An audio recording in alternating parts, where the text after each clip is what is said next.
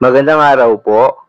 Narito na po ang magiging lagay ng panahon ngayong araw na Martes, June 25, 2024.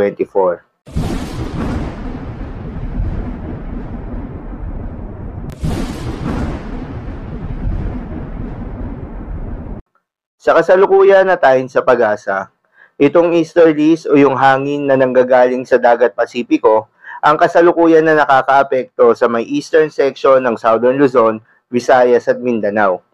Dahil dito, asahan yung maulap na kalangitan na may kalat-kalat na mga pagulan at pagkidlat pagkulog. Habang sa nalalabing bahagi ng ating bansa kasama ng Metro Manila, ay asahan naman yung bahagyang maulap hanggang sa maulap na pawirin na may kalat-kalat na mga pagulan at pagkidlat pagkulog. Lalo na yan sa hapon at sa gabi.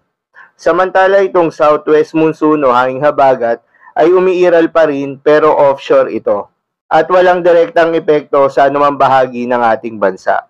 Magandang balita naman dahil ayon sa pag-asa ay wala tayong binabantayan na low pressure area o bagyo sa loob at labas ng ating Philippine Area of Responsibility na maring makaapekto sa ating bansa hanggang sa mga susunod na araw.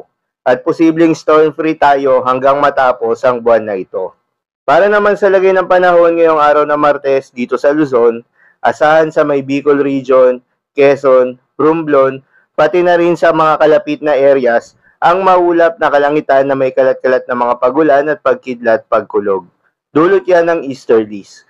Posible ang mga pagbaha o pagguho ng lupa dahil sa katamtaman hanggang sa kung minsan ay malakas na pagulan.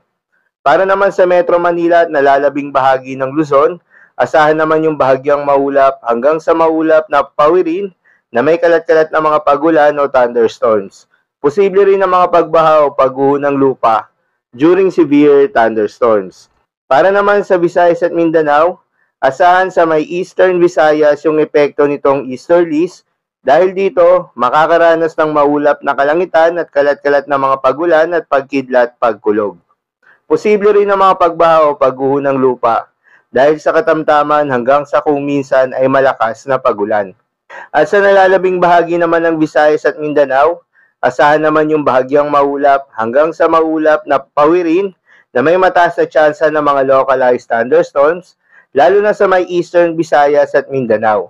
Posible rin ang mga pagbaha o pagguho ng lupa during severe thunderstorms. Madalas nabobuo ang mga thunderstorms sa ito tuwing hapon o gabi na maaaring magtagal ng 1 hanggang 2 oras. Ingat sa mga posibleng pagbaha o pagguho ng lupa during severe thunderstorms. Ugaliin rin na magdala ng payong pananggalang sa mainit na araw at posibleng pag-ulan sa hapon o sa gabi. Para naman sa lagay ng mga dagat baybayin, ayon sa pag-asa ay wala namang nakataas na gale warning sa anumang seaboards ng ating bansa. Kaya naman malayang makakapamalaot yung mga kababayan nating mangingisda at yung may mga maliliit na sasakyang pandagat. Asahan ang banayad hanggang sa katamtaman ng mga pag-alon. Ngunit iba yung pag-iingat pa rin lalo na kung meron tayong offshore thunderstorm activity. Asahan pa rin yung mga tsansa ng malalakas na hangin at kaakibat nito ang bahagyang pagtaas ng mga alon. So yun lamang po para sa lagay ng panahon ngayong araw na Martes. Keep safe everyone.